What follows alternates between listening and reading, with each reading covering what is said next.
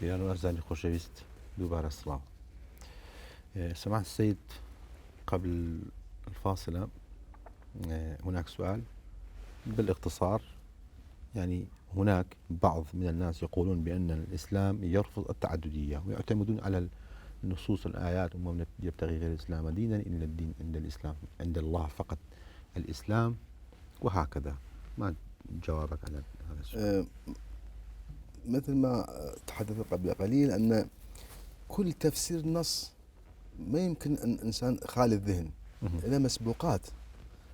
هذا المشايخ وعلماء الدين عندهم مسبوقات في ذهنهم قديمة، ويريدون أن عندما يريدون أن يفسرون القرآن طبعا وفق تلك المسبقات أو القبليات المفروضات الذهنية يفسرون. إذا انطلقنا من رؤية أخرى ومن زاوية أخرى، بحثنا المسألة من خارج الدين، وثبت مثل ما المعتزلة كانوا من خارج الدين أثبتوا أنه الله ليس بجسم، فعندما بعد ذلك جاءوا إلى النص من هذه الخلفية، يعني خلفية فلسفية، أنه الله ليس بجسم وليس له يد ولا أذن ولا جسم ولا. إذن إنما جاءوا للنص فسروا النص بتفسير آخر غير تفسير الأشاعرة الذين يعتمدون على ظاهر النص، فقالوا أن المقصود باليد هو اليد عن القدرة، أو العرش بمعنى هو العلم الإلهي، وهكذا. فيجب قبل أي تفسير نصحح القبليات في ذهننا. على ماذا نعتمد؟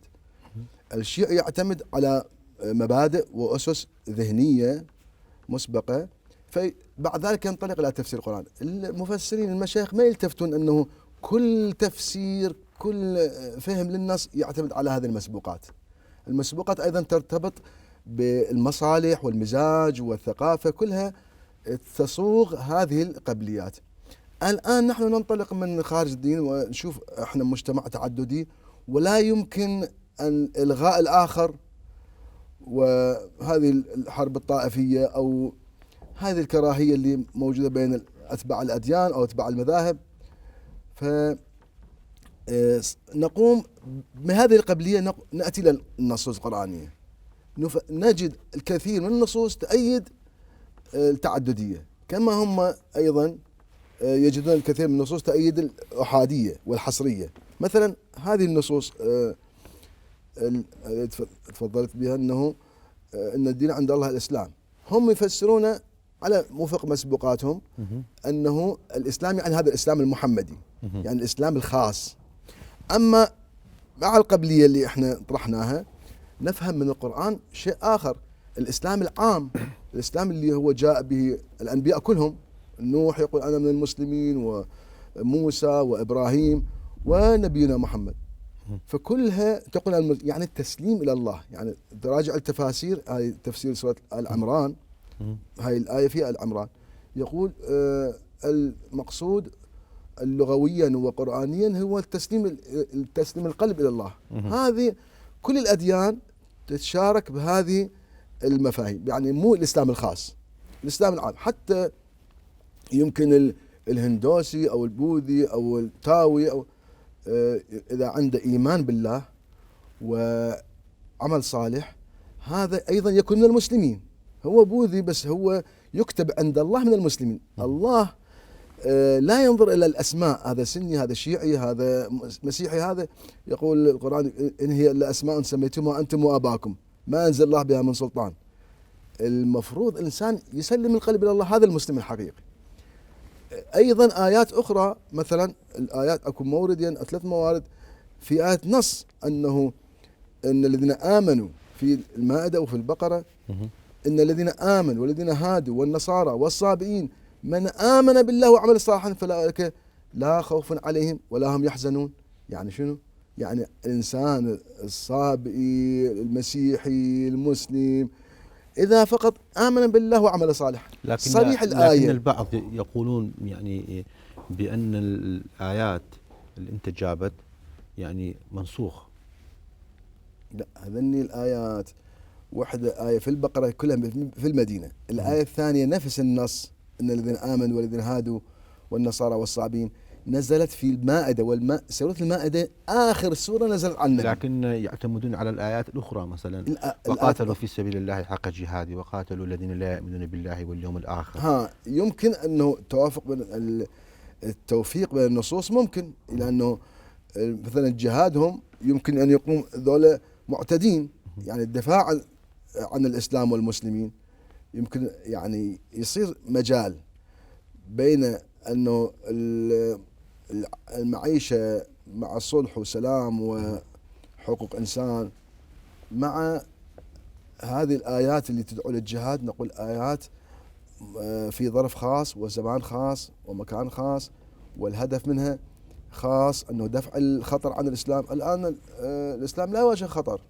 جيش معتدل مثلا حروب الصليبية حتى نقول جاهدوا كذا. فالجهاد في ذلك الزمان كان يتوالم مع ثقافة العرب في الجاهلية الغزو. فكيف يعني نحن نفهم الجهاد في العصر الحداثة؟ الآن يسقط الجهاد، الآن لا معنى للجهاد، ما عنده مصداقية، لأنه الجهاد كان يقوم على أساس دولة دينية لا تعترف بالحدود وتدعو إلى دين. فما الآن هي دولة مواطنة، حدود جغرافية، والآن العالم كلها يعترف مثلا هيئة الأمم المتحدة، وكل دولة لها علم ولها مثلا سفير في هيئة الأمم المتحدة، والعلاقات الدولية كلها تقوم ليس على أساس دين، على أساس دولة مثل العراق عندها حدود جغرافية وشعب وكذا. هذه العلاقات الدولية ليست علاقات مثل في قديم الزمان، ما عندنا حدود جغرافية، فقط القتال على الدين. المسيحيين كانوا يقاتلون على الدين، يعني الدولة الدينية ما تعترف بأي حقوق أو للآخر أو حدود جغرافية. الآن اختلف الوضع، حتى في الدول الإسلامية مثلا السعودية وإيران يعترفون بالحدود الجغرافية، وأي اعتداء التعامل ليس قائم على الدين، على الجغرافيا. على فرض أن الكلام يعني كلامك على المستوى النظري صحيح، ولكن كيف يعمل الإنسان بالأحكام الدين؟ يعني إذا كانت كلها صحيحة، مثلا في الدين الإسلام يحرم مثلا الخمر، لكن في الأديان الأخرى ليست يعني حرام أو يعني يجتنب الإنسان. يعني بعض الأديان يؤمنون بالتعددية وبعض لا يؤمنون بالتعددية. يعني ما هو موقف العلمي إذا كانت كلها مثلا صحيحة وتعدد الأديان يعني حق مشروع لكل الإنسان؟ كيف ترى الأحكام؟ هل مثلا إذا كانت دولة دينية هل يشرب الخمر أم لا يشرب مثلا؟ أو حجاب المرأة، يعني هم يعني إجبار أن يعني المرأة الحجاب، أو كما في الأديان الأخرى ليس الحجاب مثلا. المسألة ليست من زاوية حلال وحرام، يعني يمكن الإنسان المسلم يبقى ما يشرب الخمر، يقول هذا حرام كونه مسلم، والمرأة تتحجب كونها مسلمة، لكن التعددية تقول أن الطرف الآخر أيضا له جانب حق، ليس كله باطل، فنعترف له بالحق. المسلم ما عنده بعد هناك ازدواجية، هم يشرب الخمر، هم مثلا المرأة ما تتحجب، هم ويعتقد بالأحكام المسيحية ويعتقد بالأحكام البوذية، لا، يبقى على دينه، لكنه لا يطعن في دين الآخر، يعترف بالآخرين لهم حق ويتعامل معهم كإنسان، ولا يقول أنهم أنه باطل. يعني التعددية ثبت يعني علميا ومن خلال الدراسات غير المعاشرة أنه الإنسان دينه متأثر بالظروف الجغرافية والزمانية. لكن يجب أن يثبت يعني أفكارك بالنصوص، لأن إذا خارج النصوص، نحن خارج النصوص الدينية نتحدث عن الأحكام أو عن أي شيء، يعني الناس يقولون بأن مثلا أنت ليس مسلم، يعني إن هناك انحرافات من الدين. صحيح طبعا دول يعني لأنه ثقافة قديمة مترسخة في أذهانهم، ما مطلعين على الثقافة الجديدة. دائما يقول هذا منحرفين، هذا علمانيين مثلا، كفرة مرتدين. دائما المشايخ دائما يهيجون العوام لأنه يمكن مصالحهم أو على حسن الظن، يعني ما مطلعين على الثقافة الجديدة. الثقافة الجديدة لا تنكر الدين الإسلامي أساسا، لا، قراءة جديدة للدين، قراءة تتوالم مع العقل مع الحداثة. يعني هالنصوص أنا ذكرت لك نصوص هي نفسها اللي يستدلون بها على أحادية الحق للإسلام والباقي باطل. نفس النصوص تراجع التفاسير أن الدين عند الله الإسلام، ومن يبتغي غير الإسلام دينا. الإسلام يعني شنو؟ الإسلام القلب، تسليم القلب لله. هذا كل الأديان موجودة، كل الأديان تدعو للإيمان بالله والعمل الخير للناس. لكن التفاسير العلماء لا يقولون. التفاسير قلنا المسبوقات الفكرية قديمة. إذا حدثنا من مسبوقات العلوم، كل واحد يتأثر يعني علم الاجتماع، علم النفس، العلوم الجديدة، علم الحقوق، ذولا ما مطلع عليها المشايخ. لما يطلعون عليها يقرون قراءة جديدة، يشوفون يرجعون للنص، يشوفون النص بيحتمل هذا الوجه، هذا التفسير أيضا محتمل، فيأخذون به لأنه أفيد للناس، أنفع للناس. مثلا أنا أنطيك نص واحد ليتمسكون به. مثلا في الحديث النبوي مشهور، والسنة والشيعة يقبلون: ستفترق أمتي 73 فرقة أو 72 فرقة، واحدة ناجية وكلهم في النار، باقي في النار. فهذه مشهور. فمثلا السنة يقولون احنا الفرقة الناجية. حديث الفرقة الناجية معروف، الوهابية التكفيرين، بن لادن يقول احنا الفرقة الناجية، الشيعة يقول احنا الفرقة الناجية، والشيعة على أقسام، الإسماعيلي يقول إحنا الشيعة، والزيدي يقول إحنا الشيعة. هاي كلها يصير سبب تناحر. هذا الفهم القديم طبعا على القراءة الأرسطية أنه الواقع واحد والعقائد هي تعكس الواقع، طبعا يتخذون هذا هسه احنا إذا بحثنا العلوم الجديدة، علوم الأنسنة والأنثروبولوجيا والهرمونوتيك في تفسير النصوص وعلم الألسنيات، هذه ما تبغى مشكلة. ليش؟ لأنه احنا إذا درسنا هذه الأمور، إذا المشايخ رجال الدين درسوا هذه الأمور، راح يجون يشوفون النص أيضا قابل لتفسير آخر موافق للحداثة. مثلا هذا الحديث أنا ذكرت أكثر من مرة أن ستفترق أمتي 72 فرقة، واحدة ناجية. زين، الواحدة على تفسيري تكون، لأنه من منطلقات أنثروبولوجية أثبتنا أن الأديان كلها فيها جانب حق، وهو الإيمان بالله والخير للناس. هذا الجانب الحق موجود في البوذية وفي الهندوسية وفي المسيحية.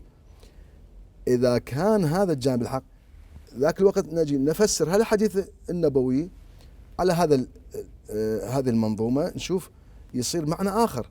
يصير معنى أنه الفرقة الناجية شنو؟ في كل مذهب وفي كل دين هناك جماعة ناجية، وهم الذين يؤمنون بالله ويعملون صالحا. فإذا ما يقتصر على الشيعة يقول احنا الفرقة الناجية، ولا على الوهابيين يقول احنا الفرقة الناجية، ولا على مثلا التكفيرين يقول احنا الفرقة الناجية. لا، كل مذهب مثل السنة فيهم ناس مخلصين متدينين يعملون الخير للناس، هذا فرقة ناجية. الشيعة كذلك فيهم فرقة ناجية، يعني ذاك عندهم إيمان بالله وعمل صالح ويحبون الخير للناس، وما عندهم ازدواجية، ما عندهم نفاق. هذا وكثير من الشيعة بالعكس عندهم ازدواجية ونفاق، ذولا أهل الضلالة. المسيحيين كذلك.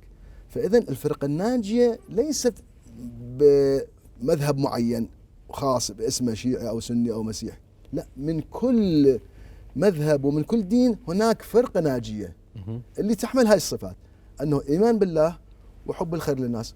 هذا يتوافق مع التعددية. شوف، في قراءة القديمة صريح هاي الرواية، واحدة ناجية والباقي في النار. فهذا سبب، صار سبب طائفية، وهذا الحديث بالرؤية القديمة صار سبب كراهية بين أتباع المذاهب. أما إذا أخذنا بالرؤية الجديدة أيضا هذا التفسير للحديث أيضا يكون معقول وصحيح، وما معقولة يعني الله يجي يعذب الأقوام كلها إلا فقط الشيعة كلهم بالنار. ما معقولة يعني، بعيد عن رحمة الله وبعيد عن المنطق. لا، مثلا بالصين مليار يعني كلهم في النار لأنهم مو شيعة مثلا أو مو سنة، يعني تضييق لدائرة الرحمة الإلهية.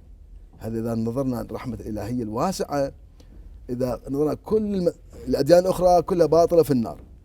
المذاهب بعد الإسلام مثلا 70 مذهب كلهم في النار إلا مثلا الشيعة كما يدعون أنه اللي شيعة علي هو في الجنة والباقي كلهم في النار. هو الشيعة مختلفين. جماعة ولاية الفقيه يقول احنا مثلا في الجنة واحنا الشيعة الصحيح والباقي في النار، وهكذا يضيق دائرة الرحمة الإلهية إلى أن يوصل فقط مثلا عدة قليلة جدا. الناس يشوفون بأنت يعني رجل ديني شيعي وليبرالي على ملابسك، فهذا يعني الكلامك يؤدي أنت ليس الشيعي ولا السني، يعني صحيح. أنا كيف نفهم يعني؟ أنا أعترف لا شيعي ولا سني، أنا ديني وجداني. ما هو الدين الوجداني أو الليبرالي اللي أنت تدعو إليه؟ أنا أعتقد نفس النبي محمد، هل كان الشيعي؟ هل كان سني؟ ليس في زمن النبي طبعا الشيعة والسنة. النبي أنا هم كذلك، والنبي يقول أنا على دين إبراهيم الحنيف. دين إبراهيم الحنيف لا يمكن يهوديا ولا نصرانيا، صريح الآية. إيه؟ اليهودية والنصرانية صارت بعد إبراهيم. الآن الشيعة والسنة صارت بعد إبراهيم. قضايا سياسية، قضايا فتاوى فقهاء، مصالح، كلها أفرزت هذه الخلافات، كلها وهم. ما عندنا شيعة وسنة، هذه الأسماء سموها بعدين ظهرت بعد الإسلام. لا. يعني هو الإمام علي كان شيعي يشيع لنفسه، المطلوب شيعي للحق. الإمام علي كمصداق، كل إنسان أنا وأنت وغيري يكون شيعي للحق، والسني أيضا يستن بسنة محمد اللي على الحق. إذا المسيح أيضا هو إذا سار على طريق المسيح أيضا على حق. هذا الدين الوجداني، نحن ندعو إلى دين الوجدان. الوجدان بعد ما بي هذا مسيحي هذا سني شيعي ينتفي في كل الخلافات. هاي الخلافات كلها وراثية من أحقاد من 1000 سنة، وتراكمات الخرافات والنصوص أصلا كثير من الروايات مكذوبة، وبدافع كل واحد مذهب وكل رجال دين يطرحون روايات وشيء اللي يتصرف لهم واللي إذا كان سماحة السيد أنت ليس رجل شيعي ولا سني، الإسلام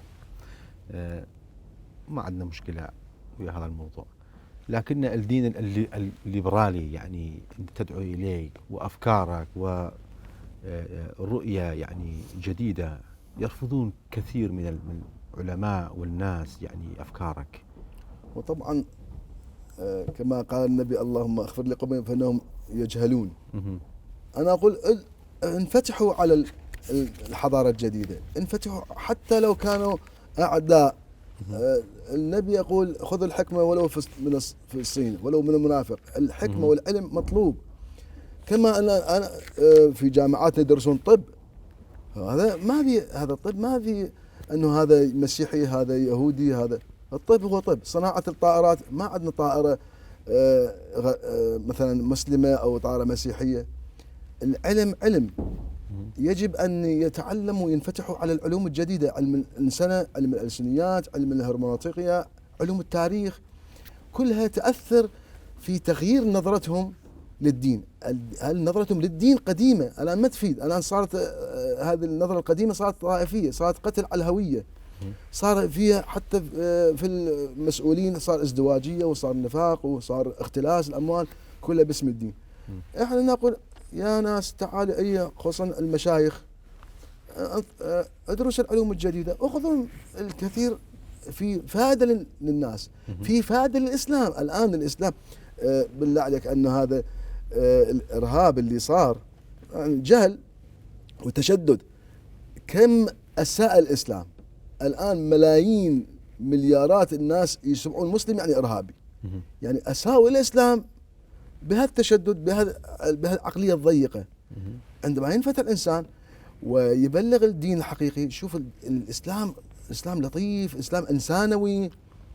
لكن هناك يعني فرق وجماعات يؤمنون بالتعددية والديمقراطية والمساواة، ويحكمون يعني في الدول، كمثال ذلك مثلا تركيا هناك أحزاب والمساواة يعني، وفي الكردستان يعني هناك أحزاب إسلامية سياسية يؤمنون بالديمقراطية ويشاركون في الانتخابات وفي الحكومة. يعني هناك هم أفكار يعني يؤيدون للتعددية والحرية والديمقراطية، ويقولون بأن الإسلام هذا يعني إسلام الحق يعني، ويقولون أن الإسلام نؤيدنا، القرآن الكريم نؤيدنا.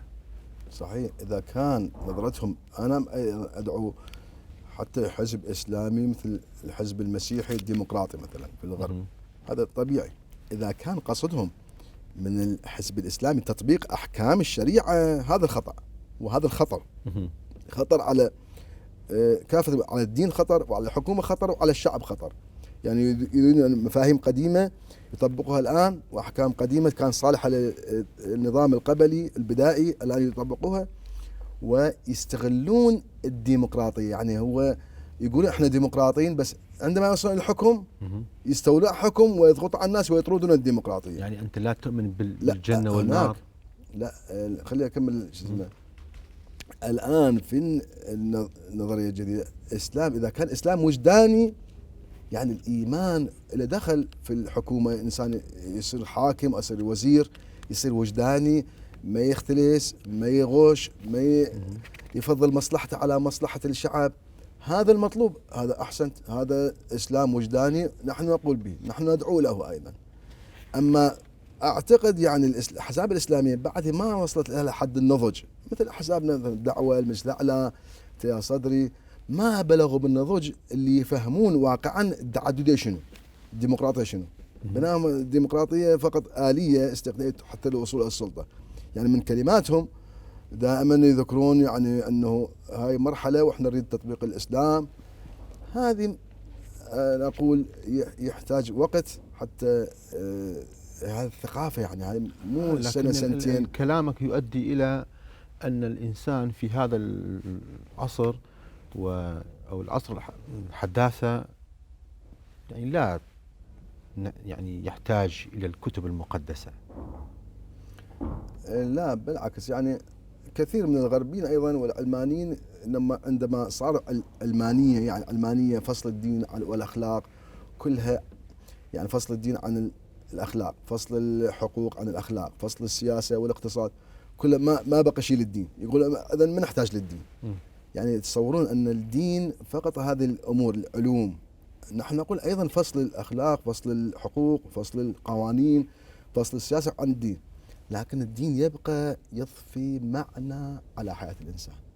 يعني الله، وجود الله والإيمان بالله ينطي معنى حلو لحياة الإنسان. أما الإنسان اللي ما عنده إيمان يمكن يكون حياته عبثية ويصير ضائع تائه في الحياة. يعني يقول بس هاي الحياة وأنا بعد ذلك هيك أصير تراب وما عندي هدف. هذه اللي الآن يعيشها الإنسان الغربي بوضوح، أنه هذه اللاهدفية والعبثية في الحياة.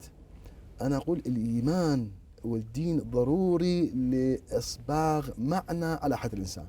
وحتى الغربي أيضا يحتاج للدين.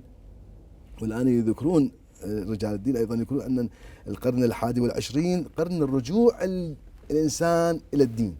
هناك سؤال أخير بس بالاختصار، كيف تنظر الفكر الشيعي كمذهب، وهل تؤمن بالإمام المهدي؟